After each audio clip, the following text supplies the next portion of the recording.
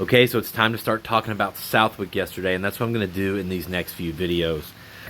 Guys, I'm becoming a believer in Jet Lawrence. I am believing the hype, especially after yesterday. I thought if we were going to see a chink in this armor, it was going to be on a sand track that other guys maybe have ridden more than him or more specialists than him, and he really just asserted the same dominance. Now, I'm going to get into that in a completely different video here a little bit later, but man, some of those battles yesterday, the one battle between AP, Ferrandis, and Masterpool, epic, guys, and I have to give credit to whoever's handling the coverage. I don't know if it's MX Sports or a Peacock crew, maybe somebody can enlighten me, but whoever's handling the coverage where they're implementing the drones and the regular cameras, they're just doing an amazing job.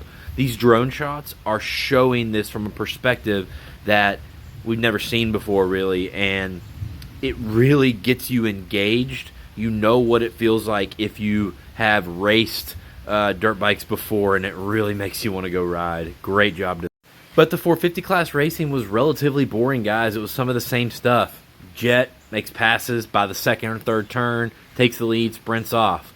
AP's pretty fast. Ferrandis seems to be the, really fast. Sexton, probably the second best guy. Just kind of the same stuff. Now, I'm going to make a dedicated video on Masterpool later as well, but he's proven now that what he's done this year is not, it wasn't a fluke. It wasn't one track he was good at or one day he was on. The dude is the real deal.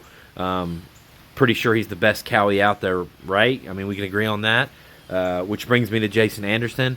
I've been a little surprised at how far he has been off the pace.